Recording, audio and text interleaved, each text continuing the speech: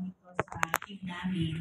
Kaya po, after ng 2 days na nag-ano na kami, may go home na kami sa hospital, dinala ko na po yung asawa ko dito sa Red Planet. Nag-hotel na lang po kami dito para mababantayan ko din po siya. Kasi sabi ni isa sa staff natin is, commitment is sacrifice.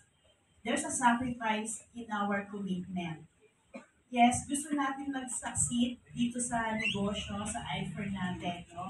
Na maraming dahilan, marami tayong pwedeng dahilan, pero sabi nga, life and death nakasalalay sa sa decision mo. Kaya dinisisyonan ko yon na pumunta kami dito dahil naniniwala ako na yung mga patay naming mga downlines, no, magkakaroon ng buhay at gagamitin tayo, no, ng Panginoon para ma-share natin yung matututunan natin dito. And one thing na lalo akong umiyak, no, na-share ni Prof. Nel, yung bumibili ng ibon, no? Naalala niyo po ba yon? Na pinipili nila yung magagandang ibon, tapos pamahal ng pamahal yung ibon na yon. May isang ibon na parang malugmok na siya. Pero sabi nila, eto na lang, pipiliin ko, mas mura siguro to. Pero yung ibon na yon, yun pala yung pinakamahal. Bakit? Siya pala yung pinaka-grand upline natin. Yung grand upline na siya yung nagbuwis ng buhay. Siya yung nagbigay ng opening sa'yo para makita mo si iFern. Siya yung nagdedicate ng sarili niya para magkaroon tayo ng transformation sa buhay natin. But nasa set aside yung mga grand upline. Kaya iyak na iyak ako. Kasi as grand upline, laging ang brain sa amin. Ang laging sa amin, bato para sa amin palagi. Pero what about you? Nagawa mo din ba yung part mo? Kasi wala naman grand upline na nag-desire na mapasama si downline. Yes! Kaya iyak po ako doon. Yes! Ang mga tao, parang nakikita lang nila yung, sabi niya, yung 10 ginawa ni grand upline.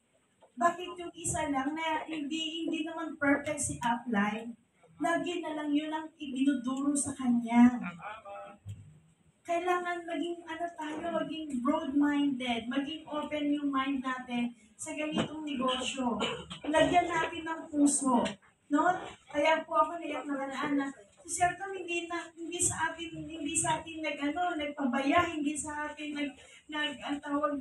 hindi nagkulang.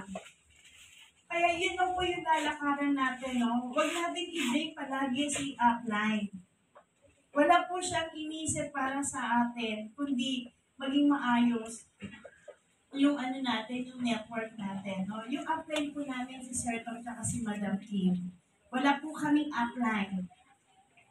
Hindi po dahilan na wala si upline sa tabi mo, hindi mo gagawin si iFern.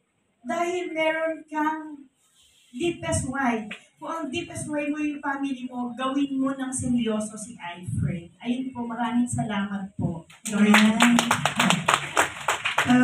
Si Erlene, grabe si classmate Erlene. Ang lalim ng hugot niya doon Pwede bang sabihin niyo, pakisigaw niyo ngayong oras na to? Thank you and I love you, Grand Upline. Thank you and I love you, Grand Upline. May katotohanan naman yung sinasabi niya. Minsan ang dami mo na sinabi, pero yung ang dami mo na nagawa doon sa